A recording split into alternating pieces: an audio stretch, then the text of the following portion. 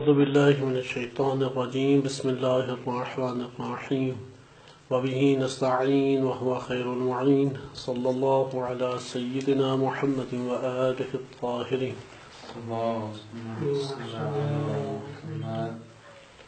سورہ توبہ آیت نمبر 7 اور 8 آج ہم مطالعہ کریں گے۔ سورہ توبہ آیت نمبر 7 میں ارشاد باری تعالی ہوتا ہے کیف یکون للمشرکین عہد عند اللہ وعند رسولہ الا الذین عاہدتم عند المسجد الحرام فما استقاموا لکم فاستقیموا لهم ان اللہ یحب المتقین۔ اور آیت نمبر 8 میں ارشاد باری تعالی ہوتا ہے کیف وان یظہروا علیکم لا یرقبوا فیکم الا ولا ذمہ یرضونکم بافواہہم وتأبی قلوبہم واکثرہم فاسقون۔ ان دو آیات میں کیفا کلمہ وارد ہوا جس کی تشریح گزشتہ درس میں آپ عزیزان کی خدمت میں بیان ہوئی تھی، اور ذکر کیا گیا تھا کہ یہاں پہ کیفا اگرچہ ظاہری طور پر سوال ہے لیکن اس سوال کے ذریعے سے انکار کیا جا رہا ہے، یعنی یہ مقام انکار کے اوپر، اسے کہتے ہیں استفہام انکاری، یعنی سوال جو کیا جا رہا ہے اس متن کا آپ انکار کر رہے ہیں۔ مثلا آپ کہتے ہیں کیا ایسا ہو سکتا ہے، وہ کہ آپ کہہ رہے ہیں ایسا نہیں ہو سکتا۔ تو یہاں پر بھی اسی طریقے سے جیسا کہ سابقہ درس میں گزر چکا ہے کہ انسان اگرچہ سوال حقیقی سوال وہ ہوتا ہے کہ جس میں انسان ایک شے کا علم حاصل کرنے کے لیے سوال کرتا ہے، لیکن بعض اوقات سوال کیے جاتے ہیں اور اس میں ایک شے کا علم حاصل کرنا مقصود نہیں ہے، بلکہ آپ اپنے سوال کے ذریعے سے کوئی اور معنی اگلے انسان تک یا اگلے شخص تک پہنچا رہے ہوتے ہیں۔ مثال کے طور پہ آپ اپنے سوال کے ذریعے سے اگلے شخص کے سامنے ایک چیز کا انکار کر رہے ہیں یا ایک چیز کا مذاق اڑا رہے ہیں یا ایک چیز کے لیے آپ تاکید کر رہے ہیں، مختلف طرح کے معانی آپ ایک سوال کے ذریعے سے ابھارتے ہیں۔ یہاں پر کیفا کے ذریعے سے سوال کیا گیا، چونکہ کیفا سے عموماً کیفیات کے بارے میں سوال کیا جاتا ہے۔ یہاں پر سوال کیا جا رہا ہے لیکن سوال کر کے اس بات کا انکار کیا جا رہا ہے کہ اب مشرکین کے ساتھ معاہدے اس نوعیت کے نہیں ہو سکتے کہ جس میں وہ مسلمانوں کے ساتھ زیادتیاں کریں، عہد شکنی کریں، بار بار عہد و پیمان کو توڑیں، اور اس کے باوجود بھی مسلمان ان عہد و پیمان کو نبھاتے رہیں۔ کیسے ان سے نبھایا جا سکتا ہے؟ یعنی کیسے ہو سکتا ہے کہ ایسے افراد جو عہد شکن ہیں، ایسے افراد جو عہد و پیمان توڑنے والے ہیں، ان سے دوبارہ عہد و پیمان ہم کر لیں؟ یہ کیسے ممکن ہے؟ تو یہاں پہ جو آپ سوال کر رہے ہیں کیسے ممکن ہے، گویا کہ آپ جواب دے رہے ہیں کہ ایسا ممکن نہیں ہے۔ تو یہاں پہ ان دو آیات میں در حقیقت سوال ابھارا گیا، لیکن ان کا میں پہلے سرسری معنی آپ کی خدمت میں ذکر کر دیتا ہوں کہ آیت نمبر 7 کا جہاں تک تعلق ہے کہ کیف یکون للمشرکین عہد عند اللہ وعند رسولہ الا الذین عاہدتم عند المسجد الحرام۔ عند المسجد الحرام یعنی مکہ یا بیت اللہ کے قریب، ادھر صلح حدیبیہ مراد ہے، مقام حدیبیہ، مقام حدیبیہ کے اوپر جو تم لوگوں نے عہد و پیمان باندھا تھا۔ یعنی بھلا ان مشرکین اللہ کے نزدیک اور اس کے رسول کے ہاں ان مشرکین سے کسی قسم کا عہد و پیمان باندھا جا سکتا ہے کہ ایسا ہو سکتا ہے؟ اب یہ جو سوال ابھارا جا رہا ہے کہ ایسا ہو سکتا ہے، یعنی آپ جو اس کے ذریعے یہ بیان کیا جا رہا ہے کہ اب ایسا کبھی نہیں ہو سکتا۔ فَمَا اسْتَقَامُوا لَكُمْ إِلَّا الَّذِينَ عَاهَدتُّمْ عِنْدَ الْمَسْجِدِ الْحَرَامِ، سوائے ان لوگوں کے جن سے تم نے مسجد حرام کے موقع پہ یعنی مقام حدیبیہ کے اوپر، حدیبیہ کی جگہ کے اوپر تم نے معاہدہ کیا تھا۔ فَمَا اسْتَقَامُوا لَكُمْ، ان میں سے جو تم لوگوں کے لیے اس معاہدے کے اوپر قائم دائم رہے، استقامت دکھائی، تم لوگ بھی ان کے لیے استقامت دکھاؤ۔ ان اللہ یحب المتقین، اللہ متقین سے محبت کرتا ہے۔ پھر اگلی آیت ہے کیف ان یظہروا علیکم، یعنی ان کیف ان یظہروا علیکم لا یرقب فیکم الا ولا ذمہ، ان مشرکین سے کس طرح کوئی معاہدہ ہو سکتا ہے، حالانکہ اگر وہ تمہارے اوپر غالب آ جائیں، یرقبوا فیکم، کہ تم لوگوں کے اوپر اگر یہ چڑھ دوڑے یعنی تمہارے اوپر غالب آ جائیں، تو یہ نہ تمہارے بارے میں کسی قرابت کا کوئی پاس رکھتے ہیں اور نہ کسی قسم کے عہد و پیمان کو نبھاتے ہیں۔ ایسے مشرکین سے کہ جو تمہارے اوپر اگر غالب آئیں تو کسی قسم کی تمہاری پرواہ نہیں کرتے، نہ یہ تمہارے قرابت اور رشتہ داری کا خیال کرتے ہیں، پاسداری کرتے ہیں، اور نہ اپنے عہد و پیمان کی پاسداری کرتے ہیں۔ کیا ان سے عہد و پیمان ہو سکتا ہے؟ یظہر علیکم کہتے ہیں اظہار یا ظہور علیکم یعنی غلبہ پا لینا۔ یرقب فیکم الا ولا ذمہ، لا یرقب الا فیکم الا ولا ذمہ، کہ تمہارے لیے نہ کسی قرابت داری کا پاس رکھتے اور نہ کسی ذمہ داری کو نبھاتے ہیں۔ یردونکم بافواہہم، اپنے منہ سے تو یہ تم لوگوں کو راضی بازی کرنے کی کوشش کرتے رہتے ہیں۔ وتأبى قلوبہم، اور ان کے دل تم سے اکھڑے ہوئے ہیں، ان کے دل تمہارا انکار کرتے ہیں، دل منکر ہیں ان کے۔ وَأَكْثَرُهُمْ فَاسِقُونَ، اور ان میں سے اکثر کیا ہیں؟ فاسق ہیں۔ اس میں کئی کلمات ہیں جو ہمارے پیش نظر ہیں، اور در حقیقت مشرکین کے جن اوصاف کا یہاں پہ تذکرہ کیا جا رہا ہے، بذات یہ اوصاف ہمارے پیش نظر ہیں، کیونکہ یہ اوصاف اگر کسی بھی شخص کے اندر یہ منفی اوصاف کہ عہد شکن ہے، زبان کی پاسداری نہیں کرتا، اس سے اس شخص کی شخصیت ہماری نگاہوں میں گر جانی چاہیے، جیسا کہ امیر المومنین علیہ الصلوۃ والسلام نہج البلاغہ میں ارشاد فرماتے ہیں کہ تم لوگوں کی نظر میں محسن اور مسیء یعنی نیکی کرنے والا اور برائی کرنے والا ہرگز برابر نہیں ہونا چاہیے، لہذا نیک کاروں کو نیکی کی منزل پہ رکھو اور بروں کو بری کی منزل پہ رکھو، اور اس سے فائدہ کیا ہوگا؟ نیکی کی طرف بڑھنے والوں کے دل قوی ہوں گے اور وہ بڑی تیزی کے ساتھ زہد و تقوی کی طرف جائیں گے، اور بروں کی سرزنش و تعذیب ہو جائے گی۔ لہذا اس لیے ان اوصاف کی بہت قیمت ہے کہ ابھی ہمارے پاس آج فرصت نہیں ہے، وإلا انشاءاللہ ہم ان آیات کا جو مجموعہ ہے، چونکہ سورہ توبہ مرحلہ بہ مرحلہ آگے بڑھتی ہے، آغاز میں جو آیات ہیں تقریباً یہ ہمارے پاس 10-12 سے اوپر آیات ہیں یا اس کے لگ بھگ آیات ہیں، یہ مشرکین سے عہد و پیمان کو فقط بیان کر رہی ہیں اور ان کے اس وصف کو بیان کر رہی ہیں کہ ان میں سے جو استقامت کے ساتھ رہیں ان سے آپ معاہدہ پورا کرو، اور جو عہد و پیمان توڑنے والے عہد شکن ہیں ان کے ساتھ سختی کے ساتھ پیش آؤ، ان کے ساتھ دوبارہ عہد و پیمان نہیں ہو سکتا۔ اور اسی کے ضمن میں اللہ سبحانہ وتعالیٰ نے مشرکین سے متعلق کئی احکام بیان کیے مسلمانوں کے لیے جو اس سے پہلے قابل بیان نہیں تھے، یا اس طریقے سے واضح طور پہ بیان نہیں ہوئے کہ جو اس موقع میں یعنی فتح مکہ کے بعد جو بیان ہوئے ہیں۔ دوسرا مرحلہ انہی آیات کا تقریباً 29 کے قریب آیات ہیں مشرکین کے بارے میں، 129 کل آیات ہیں سورہ توبہ کی، 29 آیات ہیں مشرکین کے بارے میں، اور 100 آیات ہیں اسلامی معاشرے اور اس کے اندر پنپنے والا زہریلا ترین طبقہ منافقین کے بارے میں۔ یہ منافقین کا طبقہ اس دور میں بھی مسلمانوں کے لیے بہت بڑی ایک مشکل کا سبب بنا، جس طرح سے آج کے دور میں آپ دیکھ رہے ہیں کہ مذہب کے نام پر اٹھنے والے افراد وہی اسرائیل کے لیے راہ ہموار کر کے جو ہے مقاومت کو ضعیف کرنے کی کوششیں کی، اور ایک حد تک کامیاب بھی ہوئے وہ اپنے ان ناپاک مقاصد کے اندر۔ یہ نفاق ہے کہ ظاہر وہ کرتے ہیں جو مسلمانوں کو پسند ہے، داڑھی رکھ لی، نمازیں قائم کر لی، مسجدوں میں آنا جانا شروع کر دیا، لیکن عمل وہ کرتے ہیں کہ جس سے اسلام و مسلمین و اسلامی معاشرہ وہ کھوکھلا ہوتا ہے، ضعیف ہوتا ہے، اسلامی لشکر و اسلامی ابوہت، اسلامی بڑھتے ہوئے اقتدار اس کو زد پہنچتی ہے اور وہ ضعف کی طرف چلا جاتا ہے۔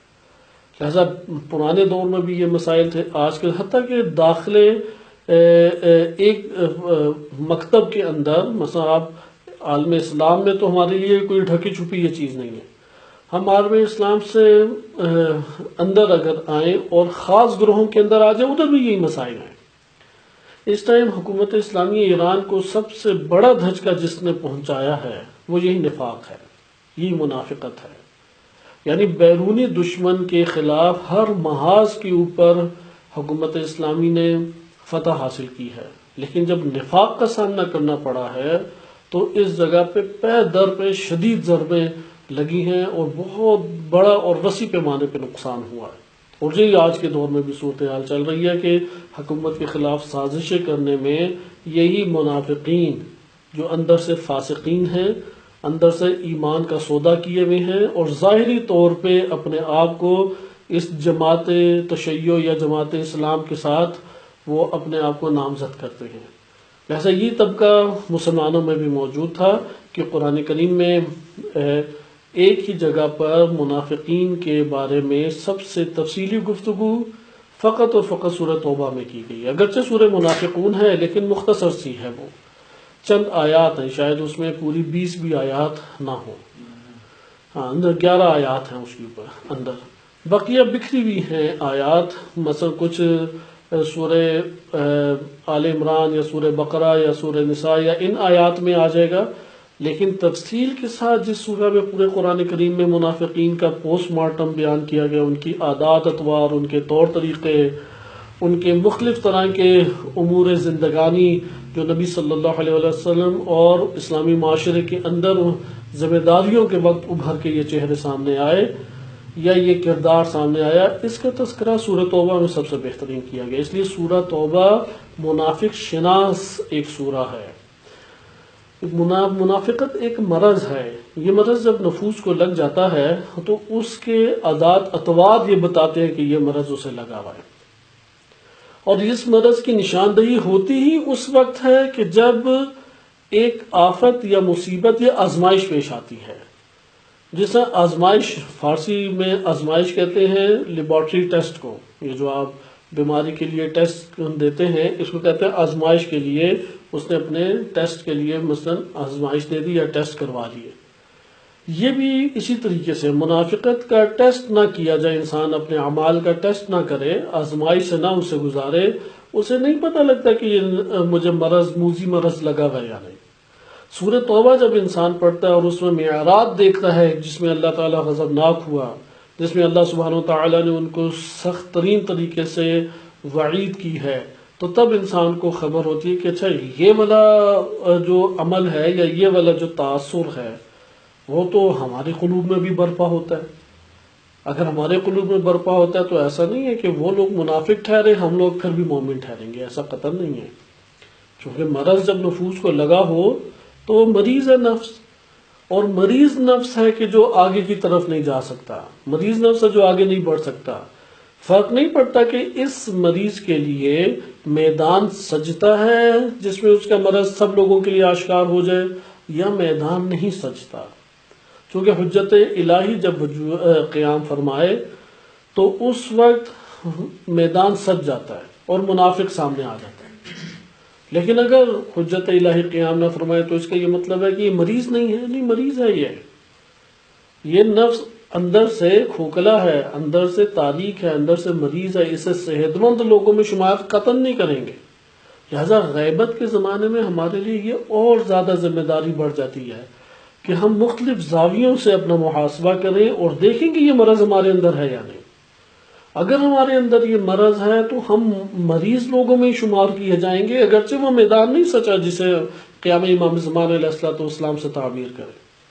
لہذا مشرکین کے جو 29 آیات ہیں، ان آیات میں بھی بہت اہم پیغام ہے۔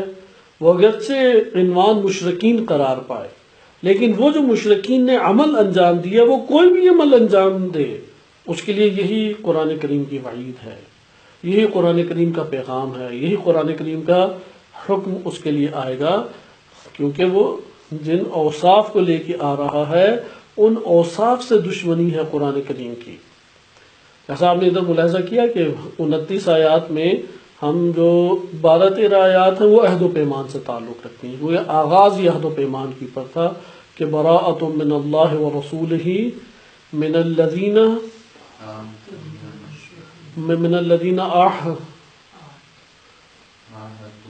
عاہدتم من المشرکین۔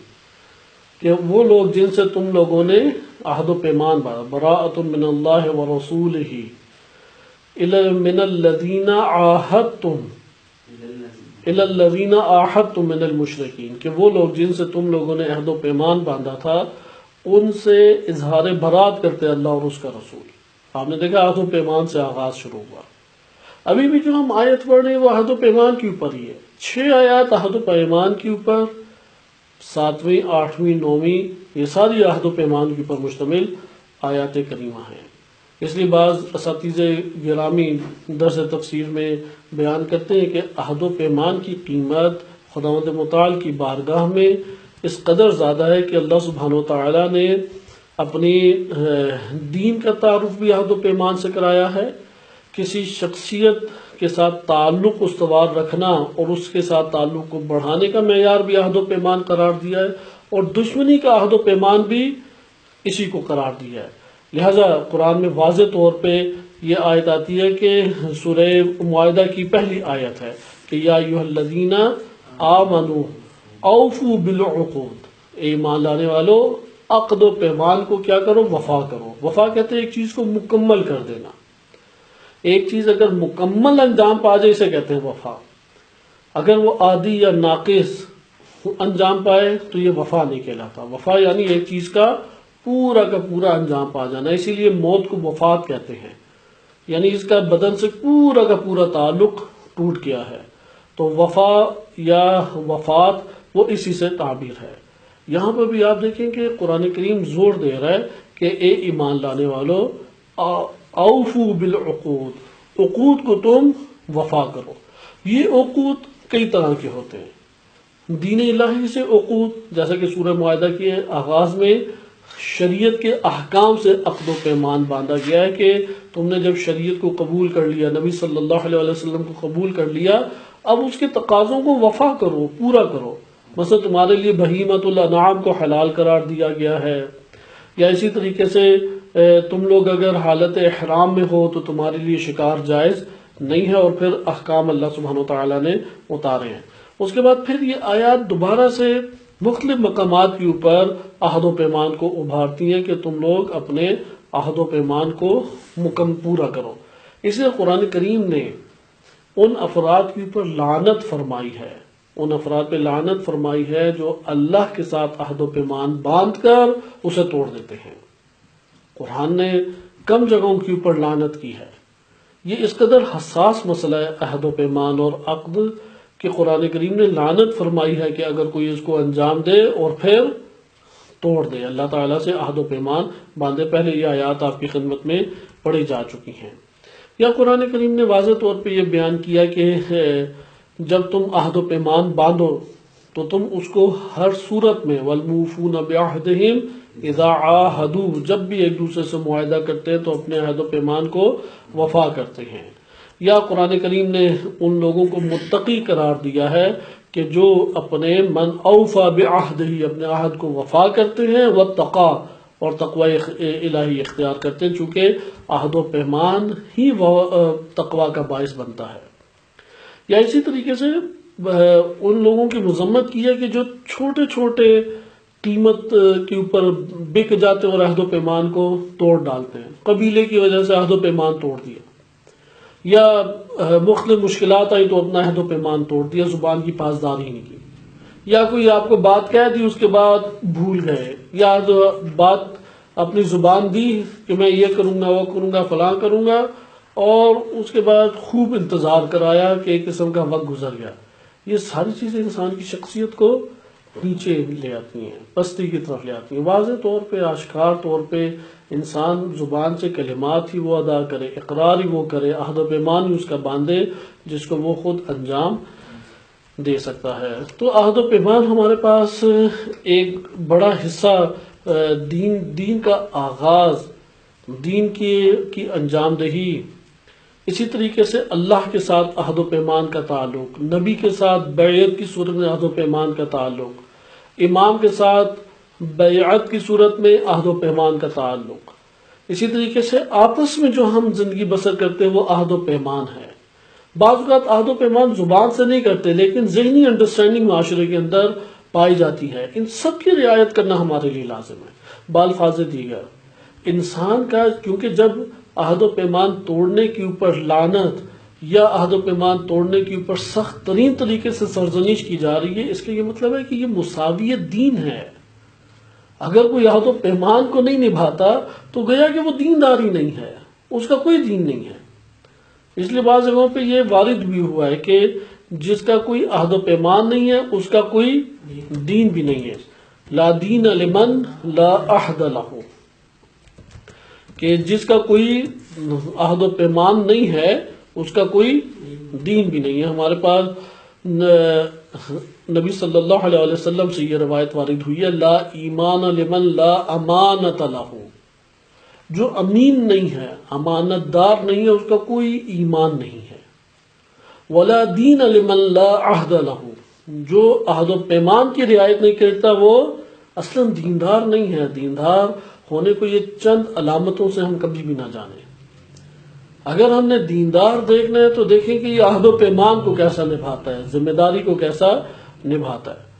لہذا اس طرح سے ہمارے پاس یہ روایات باقاعدہ وارد ہوئی ہیں کہ لا دین لمن لا عہد لہ، اور قرآن نے مسلسل ایسے افراد کی مذمت کی ہے، جیسا کہ سورۃ توبہ آیت نمبر 12 میں پھر مذمت آئی ہے، وَإِن نَكَثُوا أَيْمَانَهُم مِّن بَعْدِ عَهْدِهِمْ، بعد عہدہم، اپنے عہد و پیمان کو انجام دینے کے بعد انہوں نے اسے توڑ دیا، تو پھر قرآن آگے کہتا ہے کہ فَقَاتِلُوا أَئِمَّةَ الْكُفْرِ، کہ ابھی انشاءاللہ تعالیٰ اس کی تفسیر آگے ہمارے پاس آئے گی۔ تو یہ ایک ہمارے پاس حکم آ گیا کہ قرآن کریم کی یہ آیات عہد و پیمان کی شدت کو ذکر کر رہی ہیں۔ آئیں اب ہم اس میں وارد ہوتے ہیں۔ اس کے اندر چند کلمات جس کے اوپر ہمیں دقت کرنی چاہیے، اور یہاں پہ مطالب آپ کے سامنے پیش کیے جائیں گے جو تفسیر المیزان سے کچھ اخذ کیے گئے ہیں اور کچھ آیت اللہ جوادی عاملی حافظہ اللہ تعالیٰ کی درس تفسیر سے اخذ کیے گئے ہیں۔ یہاں پہ کیفہ کا مطلب تو آپ سمجھ گئے کہ اگرچہ یہ ظاہری طور پہ ہمارے سامنے سوال ہے لیکن انکار ہے۔ اسے کیا کہتے ہیں؟ استفہام انکاری، کیونکہ عربی زبان میں سوال کو کہتے ہیں استفہام۔ استفہام یعنی یہ استفہام حقیقی ہے نہیں، کیونکہ استفہام حقیقی کیا ہوتا ہے؟ سوال جاننے کے لیے پوچھا جائے۔ یہ وہ سوال جو جاننے کے لیے نہیں پوچھا جاتا، پھر وہ جس معنی کو بیان کرنے کے لیے پوچھا جا رہا ہے وہ اضافہ کر دیتے ہیں۔ مثلا اگر مذمت کے لیے، کسی کی مذمت کے لیے سوال ابھارا ہے، تو مثلا آپ کسی کو گھر میں آپ نے کام دیا ہے، آپ اسے کہتے ہیں کہ میں جب آؤں تو یہ کام کر دینا اور انجام دیا جا چکا ہونا چاہیے۔ وہ بھی ہمیں بھر لیتا، ٹھیک ہے جی انجام پا جائے گا، آپ بے فکر رہے، یہ وہ فلاں۔ آپ 4-5 گھنٹوں کے بعد آتے ہیں تو دیکھا کہ وہ بندہ تو ابھی بھی سو رہا ہے، خراٹے لے رہا ہے۔ آپ کہیں گے اچھا یہ تم نے کام انجام دیا ہے۔ اب اس سوال سے کہ یہ تم نے کام انجام دیا ہے، تو وہ آگے سے یہ جواب نہیں دے گا جی جی میں نے یہی کام انجام دیا ہے، بلکہ کیا ہے؟ یہ استفہام توبیخی ہے، آپ نے اس کی مذمت کی ہے، توبیخ کی ہے۔ یہ استفہام مذمتی کہلائے گا۔ اسی طرح یہ کیا ہے؟ استفہام انکاری ہے۔ اسے آگے بڑھتے ہیں ہم کہ اس کے اندر جو ہمارے پاس چونکہ اکثر معنی ہیں وہ واضح ہیں، ہم پہلے پڑھ چکے ہیں، عہد کا معنی بہت تفصیل سے جان چکے ہیں۔ عند المسجد الحرام سے مراد یہاں پہ صلح حدیبیہ کو انشاءاللہ تعالی ہم کسی اور مورد میں ملاحظہ کریں گے۔ اس جگہ پر ایک اور اہم ترین مطلب ذکر کیا جا رہا ہے، وہ مطلب یہ ہے کہ مسلمانوں کو یہ سلیقہ سکھایا جا رہا ہے کہ یہ مشرکین یعنی دشمن کی بات کی جا رہی ہے، یہ جس طرح کا عمل انجام دیتے ہیں تم نے بھی اسی طریقے سے ان کے ساتھ رویہ اختیار کرنا ہے۔ عہد شکن ہے اور وہ اپنے عہد و پیمان کو نہیں نبھا رہے تو تمہارے لیے بھی نبھانا لازم نہیں ہے، لیکن پہل تم نے نہیں کرنی کہ تم عہد و پیمان توڑنے والے ہو جاؤ، یہ قطعاً و قطعاً درست عمل نہیں کہلائے گا۔ لہذا یہ ہمارے پاس ایک مطلب اس صورت میں آیا کہ عہد و پیمان توڑنا جو ہے وہ کسی صورت میں صحیح نہیں ہے، لیکن اگر عہد و پیمان مشرکین توڑ دیں تو پھر اس کی رعایت نہیں کی جائے گی، جیسا کہ ہم گزشتہ درس میں پڑھ چکے ہیں کہ اللہ سبحانہ وتعالیٰ نے بیان فرمایا کہ اگر یعنی حرام جو مہینے ہیں ان میں قتال جائز نہیں ہے، لیکن اگر وہ قتال کرے تم بھی اتنا ہی قتال کرو۔ مثلا اگر وہ، یا اسی طرح مسجد الحرام میں جنگ و قتال حرام ہے، لیکن اگر وہ مسجد الحرام میں گھس کے قتال کرے تم بھی اتنی مقدار کا قتال کرو گے۔ مثلا اگر انہوں نے 40% حملہ کیا ہے تو ہم 50% حملہ نہیں کریں گے، بلکہ کتنا کریں گے؟ 40% ہی کریں گے۔ اگر 60% حملہ کیا ہے تو 60% ہی کریں گے، نہ اس کے بہانے ہم تجاوز کرنے لگ گئے۔ تجاوز کا حکم بھی نہیں ہے، یعنی افراط تفریط دونوں غلط ہے۔ تفریط یہ ہوگی کہ وہ عہد و پیمان توڑتے رہے، وہ حملے کرتے رہے، یہ سہتے رہے، یہ بالکل ہی اس کی نفی کی گئی ہے۔ یا یہ بھی صحیح نہیں ہے کہ انہوں نے حملہ تو کر دیا لیکن ان کے حملے کی مقدار یہ تھی کہ وہ 4-5 بندے آئے تھے اور 4-5 بندوں نے تجاوز کیا تھا، اور آپ نے ان 4-5 بندوں کا مقابلہ کرتے ہوئے انہیں مثلا مار دیا۔ حرام مہینے ان کی اندر انہوں نے حد توڑی تو آپ نے اس کا منہ توڑ جواب دیا۔ یا بیت اللہ میں آپ انہیں سمجھاتے رہے کہ یہ امن کی جگہ، ادھر حرام ہے قتال، لیکن انہوں نے اقدام کیا اور آپ نے بھی ان کو سرنگو کر دیا یا ان کے اس فتنے کو دبا دیا۔ لیکن اب آپ اگر اس بہانے سے مزید آگے بڑھنے لگ جائیں، ان کی جماعتوں کے اوپر حملے شروع کر دیں، ان کے بیوی بچوں کو پکڑ لیں، قید کر لیں، ایک جنگ کا سماں پیدا کر لیں، اس کی بھی اجازت نہیں ہے، کیونکہ ہم حد سے تجاوز نہیں کریں گے، اتنی مقدار تک ان کو منظم کر کے رکھیں گے۔ اس آیت کے اندر جو آخری آیت کا حصہ ہے، چونکہ آیت کریمہ آپ نے ملاحظہ کی تھی کہ پچھلی آیت کریمہ میں ذکر یہ تھا کہ اگر کوئی مشرک تم سے پناہ کا مطالبہ کرے تو تم پناہ دے دو، یہاں تک کہ وہ کلام اللہ کو سمجھے۔ اس جگہ پر ہم 3 حصے کر سکتے ہیں۔ مثلا یہ آیت اللہ جوادی عاملی حافظہ اللہ تعالی، انہوں نے اپنے اس درس میں اس کو ذکر بھی کیا۔ ایک وہ مشرکین ہیں کہ جنہوں نے عہد و پیمان کو توڑا اور کسی قسم کی رعایت نہیں کی، ان سے تو سخت نپٹا جائے گا۔ ایک وہ مشرکین ہیں جنہیں مہلت دے دی گئی، اس مہلت کے بعد ان سے نپٹا جائے گا اگر وہ بات نہیں مانیں گے، بس مہلت تک وہ آزاد ہیں، مہلت کے بعد انہیں فرصت نہیں ہے۔ لیکن ایک تیسرا طبقہ وہ مشرکین ہیں کہ جو دین سمجھنا چاہتے ہیں، وہ جاننا چاہتے ہیں، انہیں جستجو ہے کہ وہ معارف دین کو سمجھیں، ہے کیا یہ دین اسلام۔ ان کو فرصت دینا لازم ہے، حتیٰ اگر حکومت اسلامی ہو۔ جیسے انہوں نے اس بات کا تذکرہ کیا، اگر حکومت اسلامی ہو اور ان لوگوں سے کسی سازش کا ڈر نہیں ہے اور وہ آ کے دین کو سمجھنا چاہتے ہیں اور ان کے پاس اس کے مواقع موجود ہیں، تو لازم ہے کہ وہ ان کے لیے اپنی جگہ کو فراہم کریں اور اتنی فرصت دیں کہ وہ دین کو لے سکیں، غور و فکر کر سکیں اور پھر اپنے علاقوں میں چلے جائیں اور اپنے ارادے اور اختیار سے وہ دین کو قبول کریں یا انکار کریں۔ لہذا یہ جو ہمارے پاس قرآن کی آیت تھی، آیت نمبر 6، وَإِنْ أَحَدٌ مِّنَ الْمُشْرِكِينَ اسْتَجَارَكَ فَأَجِرْهُ، اگر مشرکین میں سے کوئی ایک تم سے مطالبہ کرے کہ مجھے پناہ دے دو۔ اب یہ پناہ دینے والے وہ 2 گروہ نہیں قبول، ایک وہ کہ جو اپنی ہٹ درمی کے اوپر ڈٹے ہوئے ہیں اور مستکبر ہیں، ان کے ساتھ تو شدید برتا ہوا حکم ہے، یا وہ جن کو مہلت دی ہوئی ہے، اس وجہ سے بھی نہیں کہ مہلت کو اپنی بڑھانا چاہتے ہیں، نہیں، ان 2 سبب کی وجہ سے نہیں۔ تیسرا سبب، وہ دین کو لینا چاہتے ہیں اس طور پہ کہ پہلے سمجھیں، معلومات لیں، تعلیمات حاصل کریں۔ لہذا پھر یہاں پہ بات آتی ہے کہ یسمع حتی یسمع کلام اللہ، ادھر کلام اللہ سے فقط قرآن کریم مراد نہیں ہے، نبی صلی اللہ علیہ وسلم کے فرامین اور ان کی تعلیمات بھی کلام اللہ کہلائیں گے۔ ادھر امیر المومنین علیہ السلام و ائمہ اطہار علیہ السلام کی بھی تعلیمات کیا کہلائیں گی؟ کلام اللہ کے۔ ادھر کلام اللہ یعنی دینی تعلیمات، کلام اللہ کا اطلاق قرآن کے اوپر اور دینی تعلیمات دونوں کے اوپر، کیونکہ حقیقت میں تو سارا دین اللہ ہی کا کلام ہے، ایک کتاب خدا ہے اور ایک دیگر۔ یہ ہم اقوال اس آیت کے ضمن میں پڑھ چکے ہیں، لیکن یہ 3 آپ کے سامنے مرحلے بیان کرنا ضروری تھا کہ اس کو نام اس طریقے سے دیا ہے کہ معارف الہیہ کو اگر وہ حاصل کرنا چاہتے ہیں تو معارف الہیہ کو حاصل کرنے کے لیے ہمارے پاس فرصت ان لوگوں کو دینا لازم ہے، صحیح ہے، جو اس کا مطالبہ کرتے ہیں۔ آج کے دور میں بھی یہ اسی طریقے سے رائج ہے، لہذا اس کو نام اس طریقے سے آیت اللہ جوادی عاملی حافظہ اللہ تعالیٰ نے دیا ہے کہ سیاسی پناہ اگر لینا چاہتے ہیں. سیاسی پناہ کا مطلب یہ نہیں ہے، ایک تو ہمارے ہاں سیاسی پناہ چلتا ہے معاشروں کے اندر کہ جیسے غربی ممالک میں عموماً پاکستانی چلے جاتے ہیں اور کہتے ہیں ہمیں اپنے ملک میں جان کا خطرہ ہے، اور وہ پھر ثابت کرتے ہیں مختلف شواہد کے ذریعے سے، انہیں پھر سیاسی پناہ دے دی جاتی ہے. یہ مراد نہیں ہے.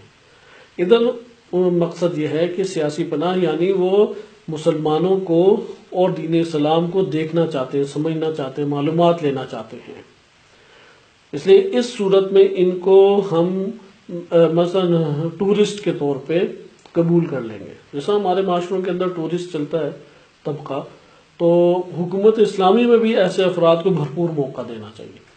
ایسے افراد کو البتہ انہیں بہت طولانی زندگی بسر کرنے کی فرصت نہیں دیں گے، 1 مہینہ 2 مہینے 3 مہینے یا جو مدت بھی رکھیں، لیکن ان کو اس عنوان سے فرصت اور موقع دینا لازم ہے کہ وہ دین کو حاصل کریں اور اس کے بعد وہ پھر اپنے علاقوں کی طرف چلے جائیں. یعنی آپ ان کے مأمن، یعنی وہ جو امن کی ان کے لیے جگہ ہے اس جگہ پر آپ انہیں پہنچا دیں. ثم ابلغہ مأمنہ ذالک بانہم قوم لا یعلمون. خود علت بیان کر دی کہ یہ لوگ جانتے نہیں ہیں.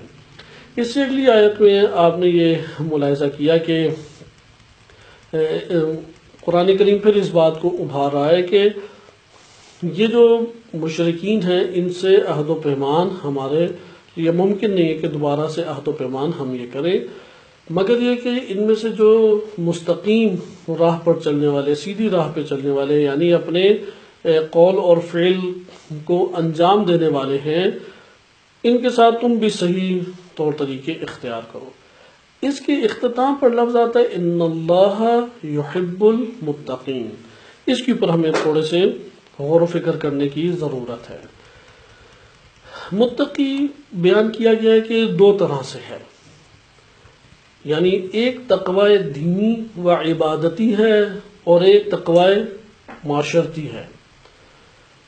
تقوی معاشرتی یعنی ادھر جو مشرکین ہیں، مشرکین تقوی معاشرتی اختیار کر سکتے ہیں، تقوی دینی اختیار نہیں کر سکتے. لہذا ان دو میں ہمارے پاس واضح طور پہ فرق آ جائے گا کہ ایک تقوی کیا ہے، تقوی دینی کہلائے گا، اور دوسرا ہمارے پاس جو تقوی ہے وہ تقوی معاشرتی کہلائے گا. اچھا، تقوی معاشرتی سے کیا مراد ہے؟ چونکہ تقوی دینی و تقوی عبادتی تو ہمارے لیے واضح ہے. قرآن نے بیان کیا ہے کہ فلاں فلاں عبادت انجام دو گے تو یہ تقوی کے قریب ہے. مثلا عدل کرو گے، عدلو کہ تم عدل کرو، وَهُوَ أَقْرَبُ لِلتَّقْوَى وہ تقوی کے قریب ہے. یا اسی طریقے سے صابرین جو ہیں وہ تقوی کے مرحلے پہ پہنچتے ہیں. ایمان لانا، جیسے سورہ بقرہ کی ابتدائی آیات ہے کہ متقین کنہیں کہا گیا ہے کہ الذین یؤمنون بالغیب ویقیمون الصلاة ویؤتون الزکاة. اور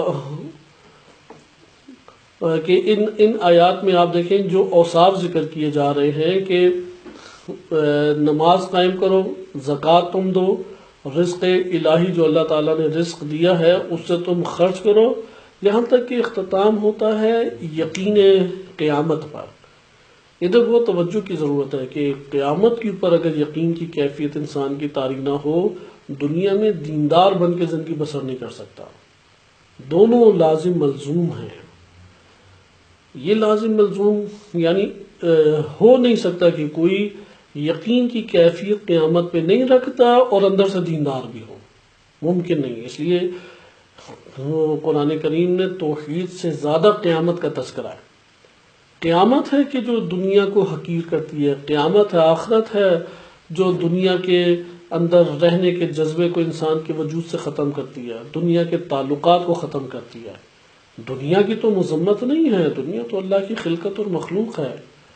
اس خلقت اور مخلوق سے انسان کی قلبی شدید وابستگی اس کی نفی کی گئی ہے. یہ وابستگی توڑنی ہے ہم نے.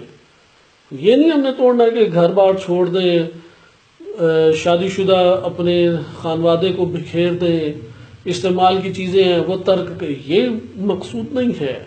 مقصود یہ ہے کہ اللہ تعالیٰ نے جو آپ کو دنیا کے عنوان سے نعمتیں دی ہیں ان سے آپ کی قلبی وابستگی نہیں بڑھنی چاہیے.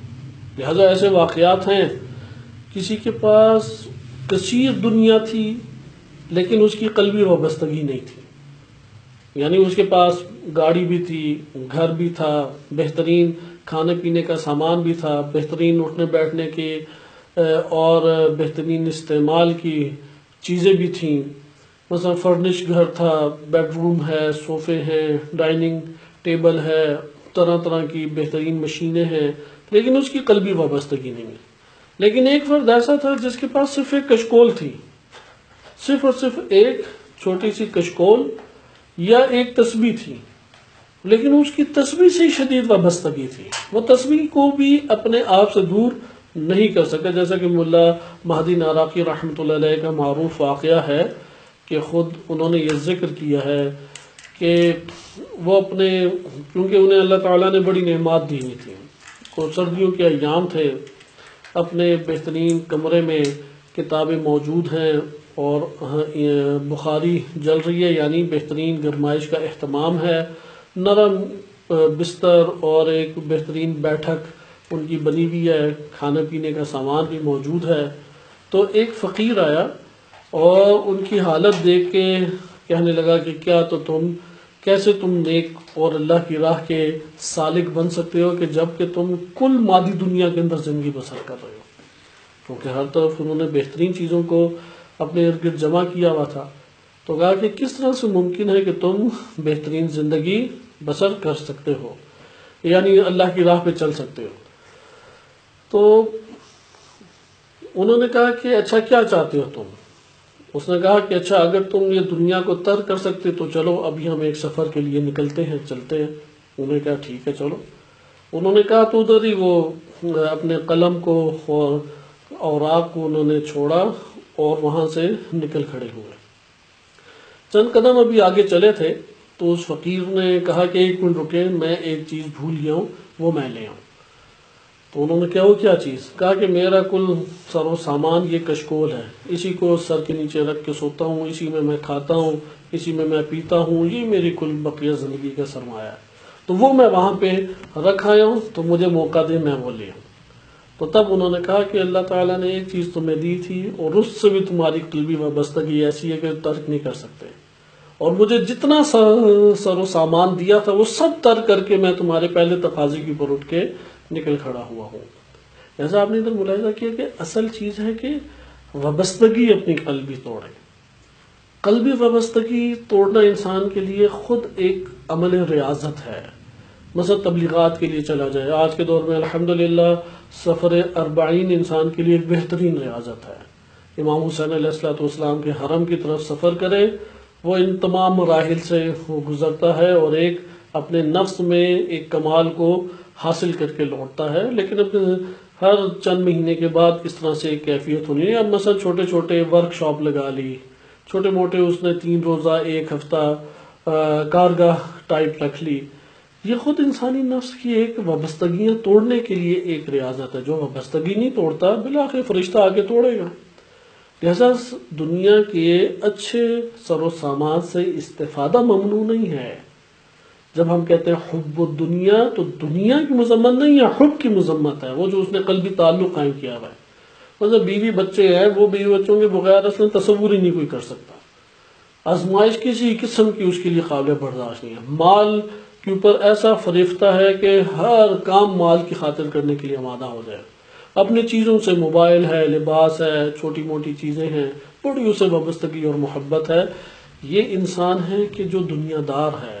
یہ نمازوں کے ذریعے سے، روزوں کے ذریعے سے انسان نہیں پہچانا چاہتا.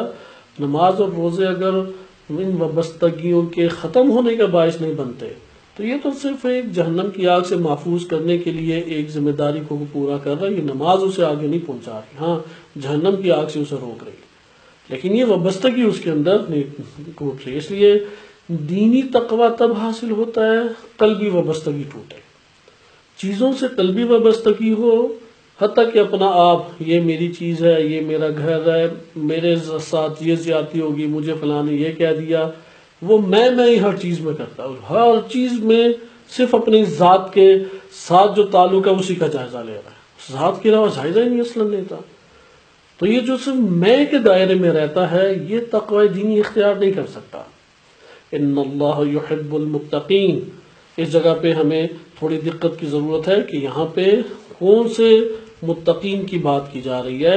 در حقیقت متقین کو بیت اللہ جوادی عاملی حافظہ اللہ تعالیٰ نے اپنے اسی درس میں 2 حصوں میں تقسیم کیا ہے کہ ایک متقین عبادی ہیں، اور دوسرے ہمارے پاس متقین کون سے ہیں جو کہ متقین معاشرتی ہمارے پاس آتے ہیں. یہ جو ہمارے پاس اب نیچے کی چند آیات ہیں یہ در حقیقت متقین معاشرتی کے بارے میں ہمیں بیان کر رہی ہیں. بس ایک متقین دینی ہو گیا اور ایک متقین معاشرتی. لیکن متقین دینی یا متقین عبادی اس لیے یہ ذکر کیا گیا کہ اس میں بھی غلط فہمی کا شکار نہ ہو کہ صرف نماز پڑھ لینا اور روزے رکھ لینا اور خمس وغیرہ دے دینا یہ سمجھے کہ بس میرے سارے کے سارے وظائف پورے ہو گئے. اصل اس کے اندر، اس کے وجود کے اندر یہی چیزیں ہونی چاہیے. عہد و پیمان نبھاتا ہے یا نہیں؟ اگر عہد و پیمان نہیں نبھاتا دیندار نہیں ہے. لا دین لمن لا عہد لہ، جس نے اللہ سے عہد و پیمان کو وفا نہیں کیا، جس نے اپنے امام معصوم علیہ السلام کے ساتھ وفا نہیں کیا عہد و پیمان، جس نے اپنے دین کے ساتھ جو عہد و پیمان باندھا تھا وفا نہیں کیا، یا اپنی ذات یا اپنے گھرانے کے ساتھ اپنے بیوی بچوں کے ساتھ عہد و پیمان باندھا اور وفا نہیں کیا، یہ دیندار شخص نہیں ہے. اسی طریقے سے وہ شخص متقی نہیں ہے کہ جس کے دل کی وابستگیاں دنیا سے جڑی ہوئی ہیں. یہ وابستگیاں آسانی سے نہیں ٹوٹتی.